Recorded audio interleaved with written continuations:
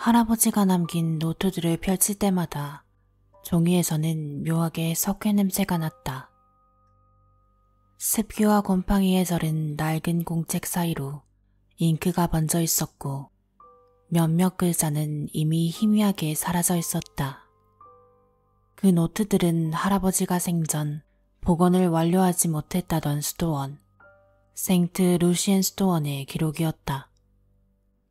그곳은 한때 18세기 프랑스의 한 외딴 산속에 자리 잡은 작은 수도원이었으나 혁명기의 혼란 속에서 폐쇄된 뒤로 다시는 사람의 발길이 닿지 않았다.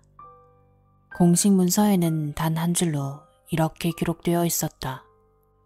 1793년 전염병으로 수도사 7명 사망, 수도원 봉쇄.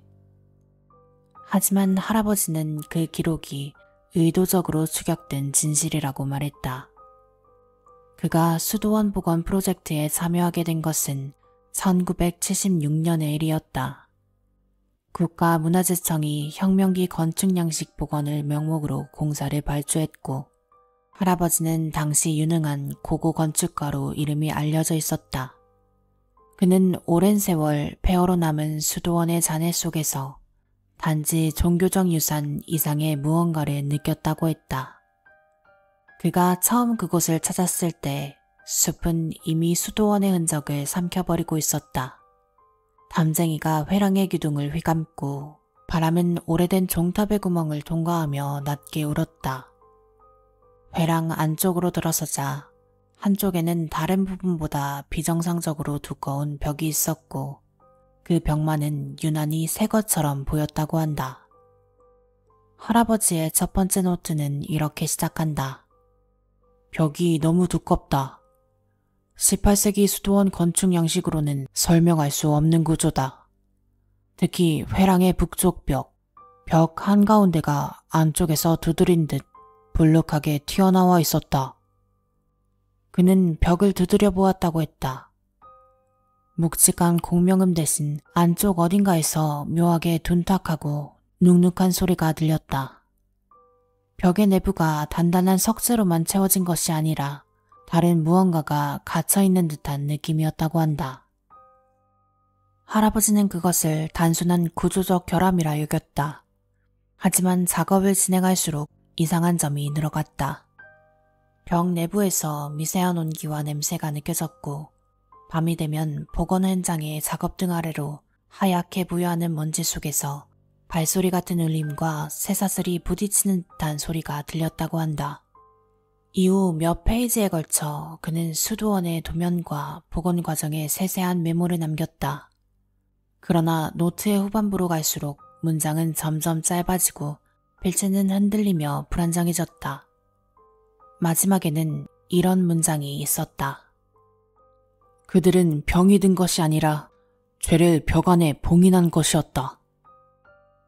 나는 할아버지가 돌아가신 후 그 말을 이해하기 위해 이 노트를 읽는다. 그가 유일하게 복원하지 못했던 수도원은 지금도 사람들의 출입이 금지되어 있다.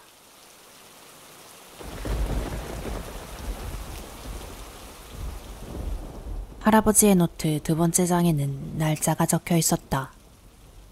1976년 9월 14일 회랑 북쪽 벽 첫 개방.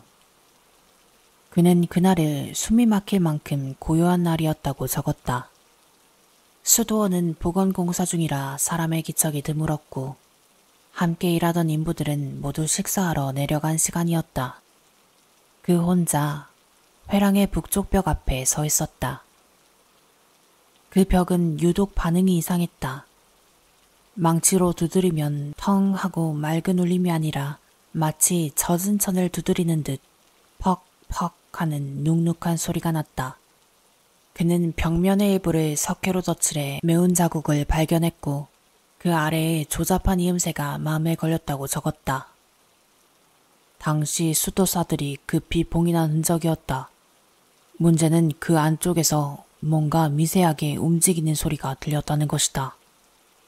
그는 회벽의 균열을 따라 석회를 조심스레 뜯어냈다. 내부 공기가 밀려나오며 미세한 먼지가 흩날렸다. 단열층이 아닌 숨겨진 공간의 기압이 바깥으로 빠져나온 것이었다. 그 순간 한 줄기 공기가 얼굴에 스쳤다. 묘하게 따뜻하고 비릿한 냄새가 났다. 오래된 향수와 젖은 천, 그리고 썩은 나무 냄새. 벽 안쪽에는 좁은 어두운 공간이 있었다. 그는 손전등을 비췄다. 거기엔 오래된 십자가, 부서진 묵주, 그리고 반쯤 썩은 흰색 천 조각이 보였다. 천에는 정교한 자수가 박혀 있었고 그 위에는 희미하게 마리 클레어라는 이름이 수놓아져 있었다. 그날 밤의 기록은 불안하게 흐트러진 필체로 남아있다. 벽 속에서 나는 소리를 들었다. 마치 천이 문질러지는 소리. 그것은 내 뒤에서가 아니라 벽 안쪽에서 났다. 그 다음 페이지는 찢겨 있었다. 그리고 그 이후의 기록은 며칠이 비어있다. 노트의 세 번째 부분은 할아버지가 수도원 서고에서 발견한 낡은 문서들을 정리한 기록이었다. 1976년 9월 30일 문서보관실 서쪽 회랑하부에서 발견된 가죽 표지 묶음.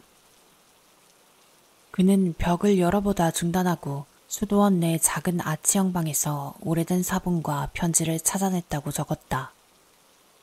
그 문서들은 대부분 습기에 녹아 글씨가 번져 있었지만 몇몇 부분은 또렷했다. 그중 하나는 수도원장 앙브루아즈의 일지였다. 1793년 3월의 항목에는 다음과 같은 문장이 남아있었다. 루시엔의 밤이오, 하나님의 집은 오염되었다. 형제들은 그녀를 불러 신부라 했으나 그 이름은 더 이상 입에 담아서는 안 된다. 루시엔의 밤. 노트를 읽던 내 시선이 제일 먼저 들어온 것은 그 단어였다. 그것이 무슨 사건이었는지에 대한 설명은 어디에도 없었다. 하지만 할아버지는 다음 부분에 마음을 빼앗겼던 듯하다. 그는 그 문장을 수십 번 반복해 읽었다고 한다. 그녀를 신부라 불렀다. 하지만 그 수도원은 남성 수도사들만의 공동체였다. 그녀가 누구인지에 대해 할아버지는 궁금해했다. 그가 계속 읽어나가자 일지는 점점 더 모호하고 불길한 문장으로 변해갔다. 그녀는 수도사의 옷을 입고 나타났으나 눈동자는 인간의 것이 아니었다. 하나님의 이름을 부르며 울었으나 그 입술은 피를 흘렸다. 그녀는 형제 중 하나와 서약을 맺었다. 피와 입맞춤으로 이루어진 서약이었다. 할아버지는 옆 페이지에 붉은 펜으로 이렇게 적어두었다. 성직자와 여성의 금단된 관계, 그러나 단순한 연애 사건으로 설명되지 않는다. 이 일지에는 그녀가 벽 안에서 속죄 중이다 라는 표현이 반복된다. 그는 이어서 또 다른 문서를 찾았다.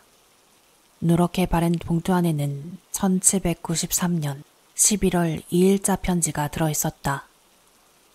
보낸 이는 수도사 기욤, 받는 이는 주교 베르나르였다. 편지는 붙여지지 못한 채였다. 아마 앞서 언급한 전염병 때문이었다고 추측할 수 있었다. 편지의 마지막 문장은 이랬다. 그녀는 죽지 않았습니다. 벽 속에서 여전히 그의 이름을 부르고 있습니다. 그 순간부터 할아버지의 글씨는 급격히 흔들린다. 그는 몇 줄을 적고는 그날 밤 이상한 일이 있었다는 문장만 남겼다. 그리고 다음 페이지에는 낙서처럼 짧은 문장 하나가 있었다. 벽 안의 공기가 살아있다. 할아버지의 노트는 1976년 10월 22일자에서 다시 시작된다. 그의 첫 문장은 짧았다. 나는 다시 그 벽 앞에 섰다. 며칠 동안 그는 수도원에 머물며 문서들을 번역하고 정리했다. 그날 밤 작업 인부들은 모두 돌아가고 홀로 남은 그는 손전등과 해머 그리고 작은 정만을 들고 회랑 북쪽 벽 앞으로 갔다. 공기는 싸늘했고 겨울이 다가오는 냄새가 났다. 벽은 마치 살아있는 것처럼 숨을 쉬었다. 석회를 긁어내자 그 안에서 미세한 숨소리 같은 바람이 새어나왔다. 첫 번째 석재를 빼내자 석회가루가 흩날리고 그 안쪽으로 비틀린 나무들이 드러났다. 두 번째, 세 번째 석재를 떼어낼수록 온도가 내려갔다. 그는 라이트를 비추었다. 그리고 그곳을 들여다보았다. 좁은 벽 속 공간, 그 안에 기도하는 자세로 꿇어앉은 여성의 형체가 있었다. 머리에는 오래된 베일이 씌워져 있었고 팔에는 녹슨 쇠사슬이 감겨 있었다. 이마에는 굳은 피와 함께 칼로 그은 듯한 십자가 자국이 남아 있었다. 그리고 가슴에는 말뚝이 박혀 있었다. 그녀는 썩어서 사라진 것이 아니라 석회와 공기로 밀화화된 상태였다. 얼굴은 의외로 온전했고 입술에는 약간의 색이 남아 있었다. 마치 방금까지 기도하던 사람처럼. 그는 무릎을 꿇고 한동안 움직이지 못했다고 썼다. 노트의 마지막 장은 번진 잉크로 가득했다. 필체는 거의 알아볼 수 없었지만 몇 문장만은 분명히 남아 있었다. 그녀는 아직 그를 기다리고 있다. 벽 안에서 종소리가 멎을 때마다 속삭인다. 나의 이름을 불렀다. 그 뒤로 페이지는 찢겨나가 있었다.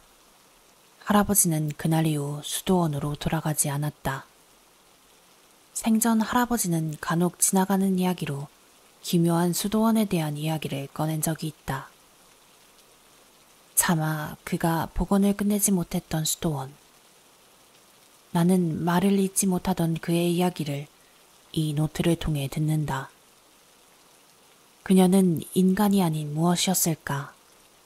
아니면 병든 수도사들의 광기로 벽에 갇힌 가련한 여인이었을까? 그것은 할아버지가 남긴 노트를 읽어도 끝내 알지 못했다.